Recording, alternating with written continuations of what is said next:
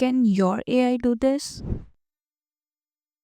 Well, it's not just a video, but my AI model has separated my image into multiple layers. And now I can use that to edit my images, replace layers, refine just the selected one. So if you're a photo editor, this is a game changer for you. So I'm talking about QWEN-Image layered. This model allows you to decompose your image into multiple layers, and you can see a few examples right on this website on how it can be beneficial. So the question is, how do we access it? It is available on platforms such as ModelScope and Hugging Face. Just go to modelscope.cn studio and then you can search for QWEN-Image layered and you'll find the model right here. All you have to do is upload the image that you want to create layers for. Simply click on this, select the image, and once your image is added, you can go ahead, click on this decompose button. Now there is an advanced setting option where you can describe the part of image which is not visible, but I'm using just a simple image which has all the visible elements, so I'm not going to go into that. And you can see the process has been started. It might take a minute or two, and this is our result.